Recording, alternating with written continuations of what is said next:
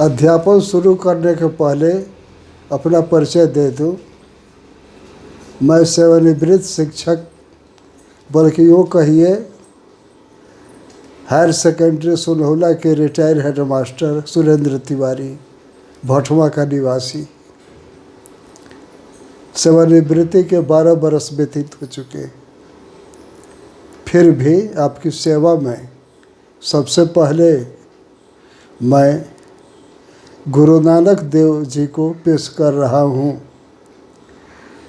सभी जानते हैं गुरु नानक सिख धर्म के पहले गुरु थे।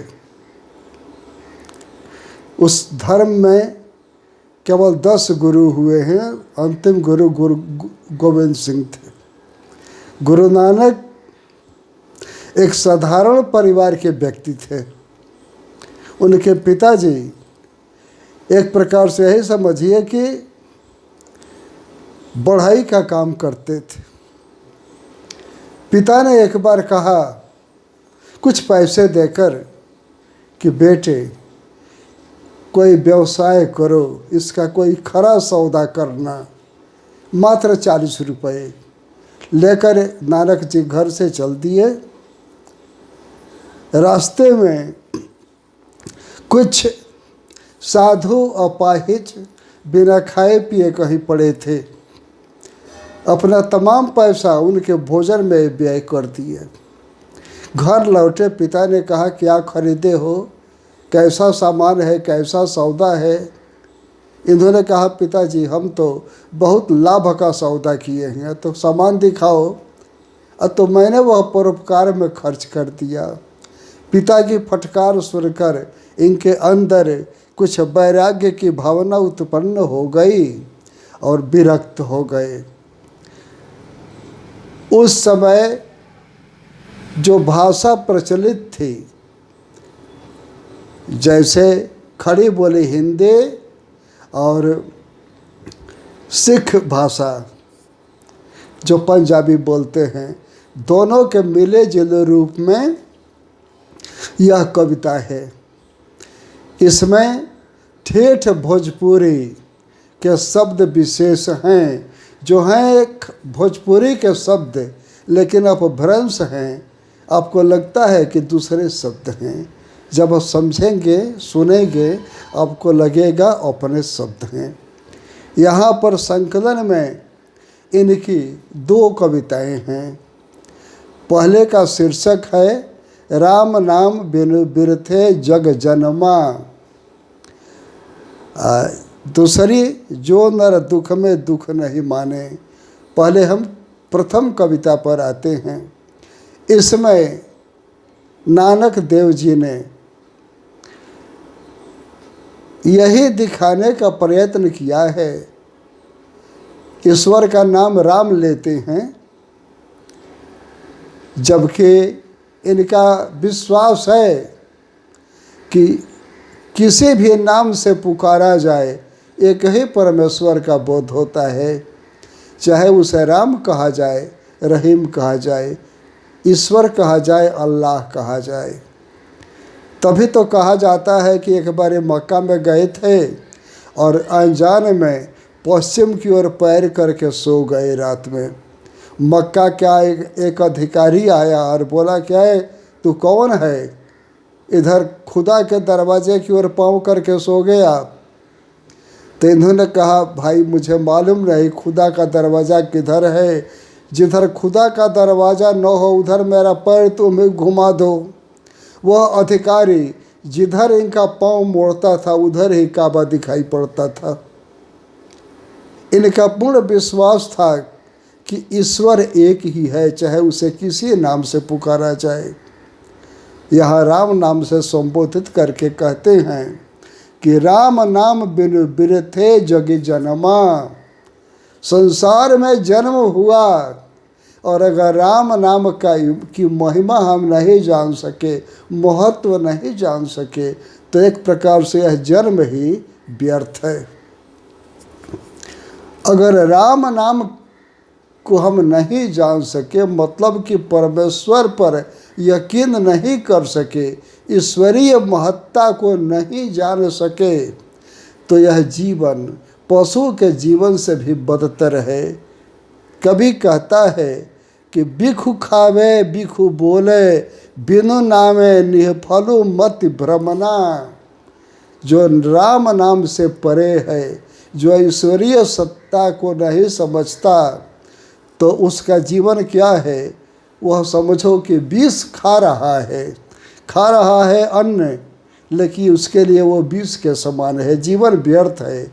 तो भोजन भी जहर है, उसकी वाणी भी विष है। बिख माने विष, जहर, वाणी भी विष है, क्योंकि जिसके हृदय में भक्ति की भावना नहीं, उसके हृदय से अच्छी आवाज़ निकल ही नहीं सकती। और वह बिना नाम के संसार में निहफलु माना निष्फल, जिसका कोई परिणाम नहीं हो, निष्फल इस संसार में वह भ्रमण कर रहा है।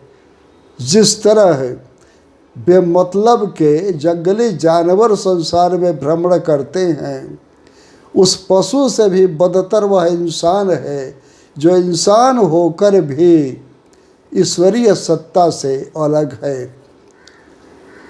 गोसाई जी रामायण में लिखते हैं कि बड़े भाग्य मानुष तन पावा, सुर दुर्लभ सद ग्रंथ ही गावा। यह मनुष्य का शरीर बड़े भाग्य से मिलता है, यह देवताओं को भी दुर्लभ है। देवता भी तरसते हैं कि हम धरती पर इंसान बन के रहते, ऐसा सदग्रंथ कहते हैं। और यह तन पाकर जो केवल पेट पूजा में ही लीन रहे, ईश्वरीय सत्ता को समझे नहीं, उसका जीवन जीव जंतु से भी बदतर है। पुस्तक पाठ व्याकरण बखाने, संध्या कर्म निकाल करें। कोई कह सकता है कि मैं पढ़ा लिखा हूँ, मैं पुस्तक पढ़ता, मैं व्याकरण पढ़ता, मैं ज्ञान के कविताओं का पाठ करता हूँ, मैं संध्या से तात्पर्य हुआ संध्या बंदन पूजा पाठ, मैं संध्या करता हूँ, मैं नाना प्रकार के सुंदर कर्म करता हूँ, लेकिन जब तक ईश्वर में उसकी निष्ठा नहीं, जब तक उसके हृदय में भक्ति की भावना नहीं, तब तक वो तमाम कर्म व्यर्थ हैं। पुस्तक पढ़ने से क्या हुआ? संध्या बंदन करने से क्या हुआ? व्याकरण और ज्ञान प्राप्त करने से क्या हुआ? अगर हृदय में भक्ति की भावना नहीं है, परमेश्वर से प्रेम नहीं है, तो वह ज्ञान भी व्यर्थ हो जाता है। महात्मा कबीर ने भी कहा इस बात को कि पोथी पोथी पोथी पढ़ी पढ़ी जग बुआ, पंडित भया न कोय, ढाई आखर प्रेम का, पढ़े सो पंडित होए। संसार में बहुत लोग पोथी पढ़ के मर गए, असली विद्वान पंडित कोई नहीं हो सका। उसके लिए पोथी की आवश्यकता नहीं, ढाई अक्षर प्रेम का, प्रेम के अढ़ाई अक्षर हैं। जैसे एक ही मैं शब्द बोलता हूँ राम, र एक पूरा वर्ण, म एक पूरा वर्ण, आकार आधा वर्ण, ढाई अक्षर। प्रेम, इसमें मात्रा को छोड़ दीजिए, प पूरा, म पूरा, रेफ आधा, अढ़ाई अक्षर। ईश्वर भी ढाई अक्षर का है और ईश्वरीय प्रेम भी ढाई अक्षर का है। तो कवि कहता है कि पुस्तक पाठ व्याकरण बखाणे, संध्या कर्म निकाली करें, लेकिन बिनु गुरु शब्द मुकुट कहा प्राणी, राम नाम बिनु अरुझि मरे। सब पढ़िए, लेकिन जब तक गुरु शब्द, यहाँ पर गुरु परमेश्वर से है, गुरु से तात्पर्य परमेश्वर से है। गुरु शब्द माने सत्य, और परमेश्वर क्या है? सत्यम शिवम सुंदरम। जो सत्य है वही शिव है और वही संसार में सुंदर है। तो जो सत्य वाणी है वही गुरु की वाणी है। दूसरी बात यह है कि जो सिख धर्मावलंबी हैं वे गुरु को ही परमेश्वर मानते हैं। अब 10 गुरु के बाद से कोई गुरु न हुआ तो जो ग्रंथ है उन लोगों का उसे ही गुरु ग्रंथ साहब कहा जाता है, उसे ही ईश्वर का रूप माना जाता है। उसी आधार पर नानक जी कहते हैं कि बिना गुरु शब्द के अध्ययन के, बिना ईश्वरीय सत्ता के अध्ययन के मुकुति कहाँ प्राणी, इस संसार से मुक्ति कहाँ मिलने वाली है। जीव इस संसार से तभी मुक्त होगा जब उसे सच्चे गुरु के रूप में परमेश्वर का साक्षात्कार होगा, जब उसे ईश्वरीय ज्ञान की प्राप्ति होगी। संसार में तो सभी आए हैं। इंसान का एक विश्वास है कि मृत्यु के समय मुक्ति उसी की होती है जिसका अच्छा चाल चरण हो।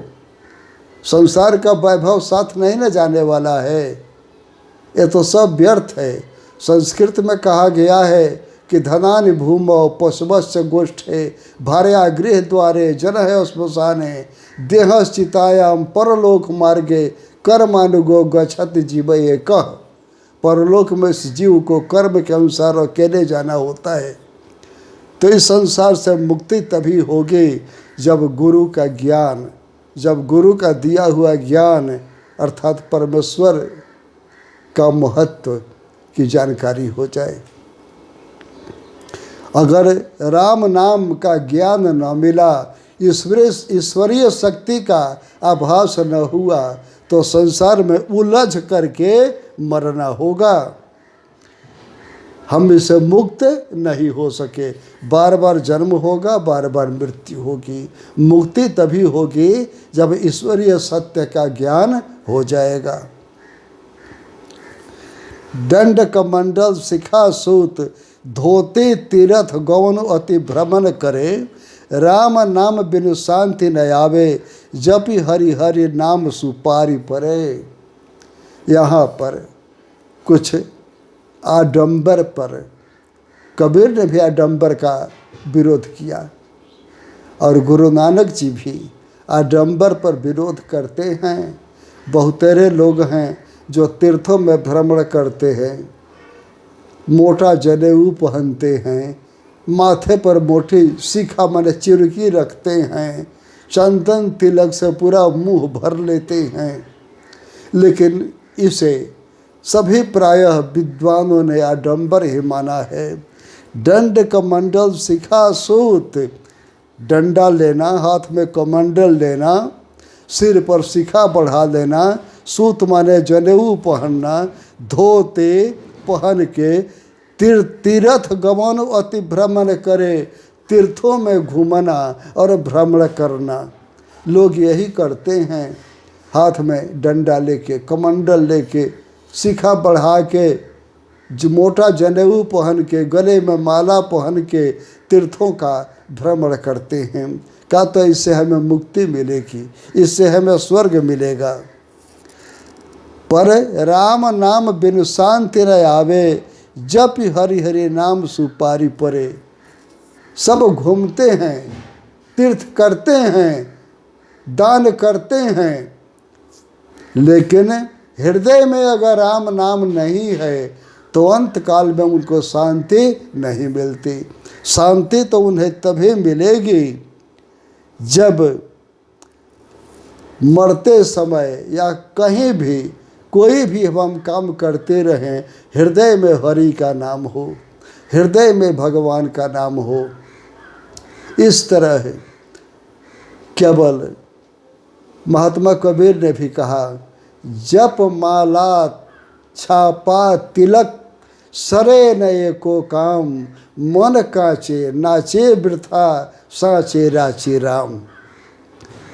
जप कीजिए, माला पहनिए, तिलक लगाइए, किसी काम नहीं आएगा, क्योंकि मन जब तक कच्चा है तब तक आप व्यर्थ नाच रहे हैं। जब मन सच्चा होगा तभी आप राम को जान पाएंगे। उसी बात को यहाँ पर गुरु नानक देव जी भी कहते हैं। संसार का प्रत्येक विद्वान उसी बात को किसी न किसी प्रकार दोहराता है जो सच्चा है। सच्चाई जहाँ है सभी उसी को दोहराते हैं। जटा मुकुट तन भस्म लगाई, बसन छोड़ तन नगर भया। जेते जिया जंत थल जंत जल थल महियल, जत्र तत्र तू सरब जिया। कोई यह भी आडंबर पर ही प्रहार है। कोई सिर पर जटा बढ़ाए हुए है, कोई मुकुट लगाए हुए है, कोई शरीर पर भस्म भभूत धुनी लगा लिया है। कुछ ऐसे भी सन्यासी हैं नागा संप्रदाय के जो वस्त्र छोड़ करके नंगे घूमते हैं। क्या तो हम सन्यासी हैं? क्या असभ्यता प्रदर्शन ही सन्यास है? तो कोई जटा जूट में है, कोई देवताओं के वेश में बैठा है, कोई तन में भस्म लगा के शिव जी का रूप धारण किया है, और कोई नागा बन के नंगे ही घूम रहा है। उन लोगों की क्या दशा होती है? संसार में जितने जेते जी अर्थात जितने जीव हैं, जीव जंतु माने जंतु, जितने जीव जंतु संसार में हैं, जल में रहने वाले, थल माने स्थल पर रहने वाले, महितल माने जमीन के अंदर रहने वाले, हर रूप में उन व्यक्तियों को एक एक बार जन्म लेना पड़ता है और मरना पड़ता है। नाना प्रकार का सन्यासी का रूप बनाते हैं, आडंबर करते हैं, ढोंग करते हैं। तो कभी पृथ्वी के अंदर रहने वाला सांप केचुआ बनना पड़ता है, कभी जानवर बनना पड़ता है, कभी पानी के अंदर रहने वाला मगर बनना पड़ता है। इन सब से मुक्ति का क्या उपाय है? गुरु प्रसाद राख ले जन को, हरिरस नानक झोली पिया। अपने हृदय में गुरु का प्रसाद, गुरु की कृपा, गुरु का नाम, और यहाँ पर गुरु से क्या तात्पर्य है? भगवान से। कान फूंकने वाले, मंत्र देने वाले गुरु केवल नहीं है, गुरु वह है जिससे सही ज्ञान मिले। महात्मा कबीर ने फिर कहा कि बहे बहाए जात थे लोक वेद के साथ, पैड़ा में सतगुरु मिले दीपक दिना हाथ। वैदिक नियम, लौकिक नियम, सांसारिक नियमों के साथ हम बहते जाते थे और बहते जाते हैं जब तक सतगुरु नहीं मिलता और वह हाथ में जब तक ज्ञान रूपी दीपक नहीं देता तब तक हम मार्ग नहीं देख पाते। तो महात्मा नानक यही कहते हैं कि गुरु प्रसाद राख ले जन को, वह जन जो अपने हृदय में गुरु की कृपा धारण करेगा। हरिरस नानक झोली पिया, भगवान ईश्वरीय नाम का शरबत झोली माने घोल कर जो पी लिया, जिसके हृदय में ईश्वर की भक्ति बैठ गई, वही जिसके हृदय में गुरु का शब्द बैठ गया, ईश्वरीय तत्व को जिसने जान लिया, वही संसार में मुक्ति पा सकता है। उसी का जीवन सफल जीवन हो सकता है। सर अब बैठिए ना। हाँ ठीक है। अब ये पहली थी। हाँ ठीक है, एक मिनट बैठिए। इसके पश्चात दूसरी कविता हमारे सामने है, जो नर दुख में दुख नहीं माने, जो नर दुख में दुख नहीं माने, वह व्यक्ति जो दुख को दुख नहीं मानता। क्यों? आखिर क्या? ये रहीम ने कहा, आप रहीम का नाम जानते होंगे, हिंदी साहित्य के एक महान कवि माने जाते हैं। अकबर के नवरत्नों में एक थे अब्दुल रहीम खान खाना, शॉर्ट में संक्षेप में रहीम कहे जाते हैं। तो उनके ऊपर भी विपत्ति पड़ी थी, तो उन्होंने कहा कि रहीमन विपदा तू भली, जो थोड़े दिन होए, हित अनहित या जगत में जान पड़े सब कोय। और जीवन में सुख और दुख दोनों को आना है।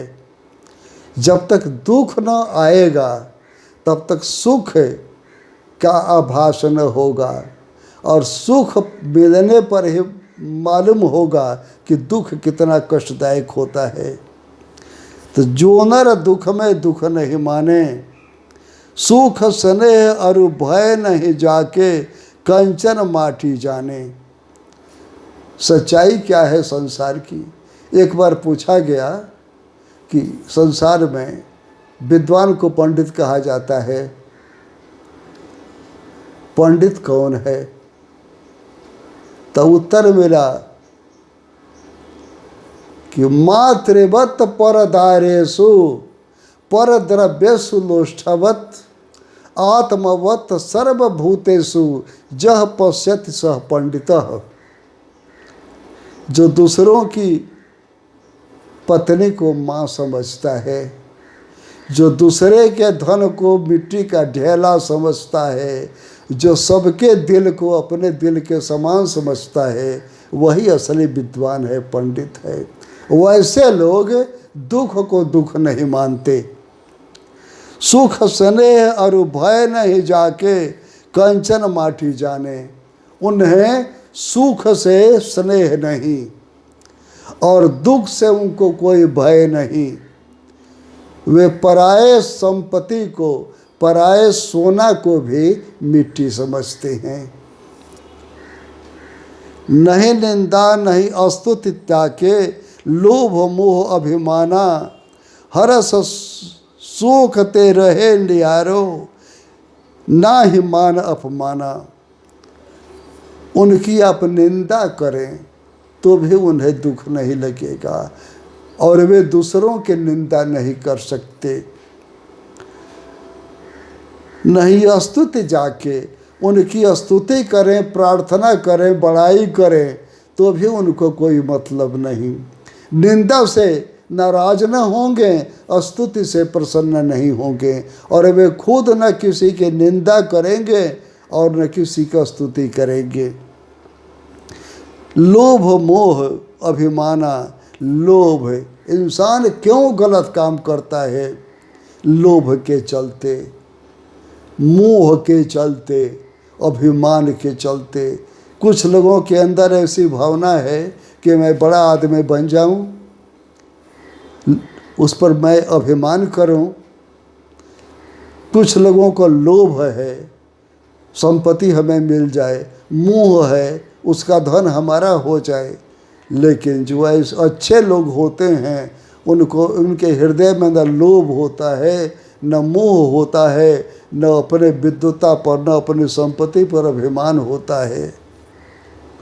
हरस शोक ते रहे नियारो, नहीं मान अपमाना। हरस शोक, हर्ष माने सुख, खुश है, शोक माने दुख। वे खुशी में उसी तरह रहते, दुख में भी उसी तरह रहते। न सुख में इतराते हैं, न दुख में घबराते हैं। इन दोनों से वे न्यारा किनारे रहते हैं। न सुख में इतराते हैं, न दुख में घबराते हैं। सुख दुख से उनको कोई मतलब नहीं। और नहीं मान अपमाना, न उन्हें मान की इच्छा है, न अपमान का भय है। हम लोगों में कमजोरी हमारी क्या है कि हम अपना सम्मान चाहते हैं, जहाँ जाएं केवल हमारा ही आदर हो, कहीं कोई हमको तुच्छ न समझे। अरे मान अपमान में जब तक इंसान लगा रहेगा तब तक वो शांति नहीं पाएगा। एक से एक बढ़ के संसार में लोग हैं। आपका आदर हर जगह मिलता है। हो सकता है कि आप किसी के निगाह में आपसे भी महान कोई दिखाई पड़े, उसका आदर होने लगे, आप खिसिया जाएं। तो ये मान अपमान से अच्छे लोग पृथक हो जाते हैं। उन्हें अपने सुख में सुख नहीं, दुख में कोई कष्ट नहीं, और वे नहीं न मान चाहते हैं और न अपमान से घबराते हैं। आशा मनसा सकल त्याग कै जगते रहे निराशा, काम क्रोध जहि पर से नाहिन ते घट ब्रह्म निवासा। हर्ष शोक आशा मनसा सकल त्याग के जगते रहे निराशा।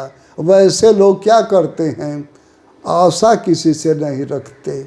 जब हम किसी से उम्मीद रखेंगे, उम्मीद पूरी न होगी तब न क्रोध होगा। जब उम्मीदें न रखेंगे किसी से तो तकलीफ किस बात की। तो वैसे लोग किसी से आशा नहीं रखते। मन में मनसा में कोई लोभ, किसी से कुछ प्राप्त करने की इच्छा, ये भावना नहीं रखते, और वे जग से निराश रहते हैं। संसार में हम आए हैं, अपना काम करना है, हम अच्छाई से अपना काम करें। संसार हमको अच्छा कहे बुरा कहे, इसके पीछे क्या दौड़ना। ये दुनिया में तो जब आए हैं तो कोई अच्छा कहेगा, कोई बुरा कहेगा, सभी तो प्रशंसा कर नहीं सकते। ईसा मसीह की भी उस समय निंदा की गई, गांधी की भी निंदा की गई। संसार में जितने विद्वान हुए, जितने महान हुए, किसी ने प्रशंसा की तो किसी ने निंदा की।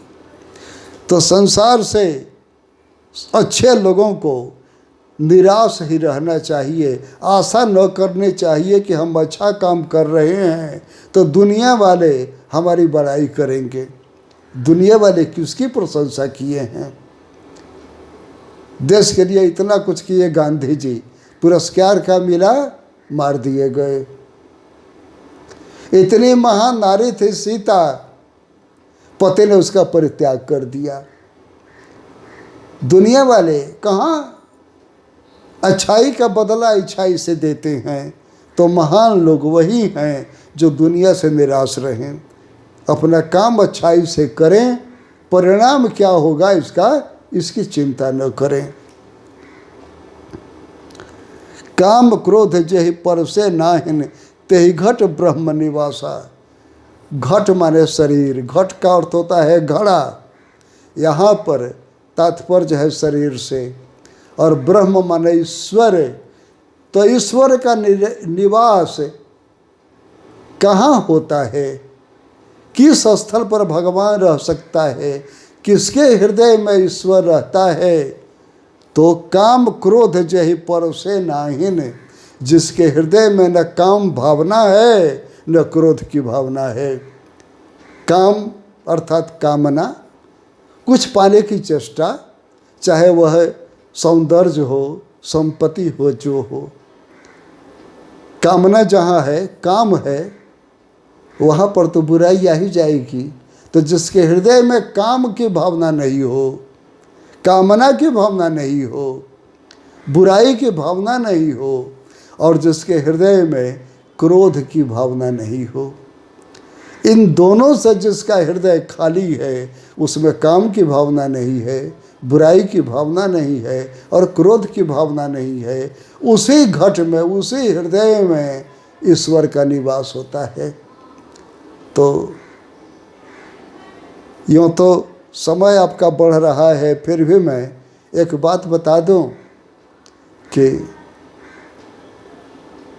किसी ने तुलसीदास से पूछा कि आपके विचार से भगवान का असली भक्त कौन है, ईश्वर का, राम का असली सेवक कौन है?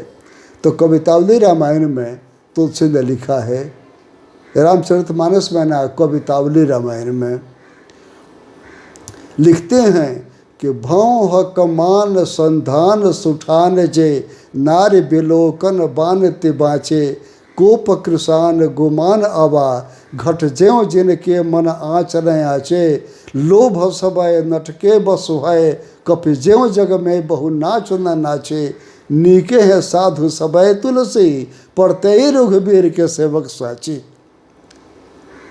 तो तुलसी ने कहा कि नारी का नयन एक बाण है, उससे जिसका हृदय घायल नहीं हुआ हो, जिसके हृदय में क्रोध की अग्नि नहीं जलती हो, जिसका दिल अभिमान के भट्ठा में पका हुआ नहीं हो, और जो लोभ के बस में हो के संसार में बंदर के समान नाच नहीं रहा हो, वही भगवान का सच्चा भक्त हो सकता है। यूँ तो सभी साधु ठीके हैं, लेकिन काम क्रोध लोभ से जो मुक्त हैं वही सच्चे हैं। उसी बात को नानक देव जी भी कहते हैं कि काम क्रोध जहि पर से नाहिन, तहि घट ब्रह्म निवासा। काम और क्रोध की भावना जिस दिल में नहीं है, उसी दिल में परमेश्वर का निवास है। गुरु कृपा चह नर पे किन्हीं, तिन्ह यह जुगति पिछाने, नानक लीन भयो गोविंद सो, ज्यों पानी संग पानी। गुरु की कृपा जिस नर पर होती है, उसे यह ज्ञान प्राप्त होता है, सबको नहीं प्राप्त होता।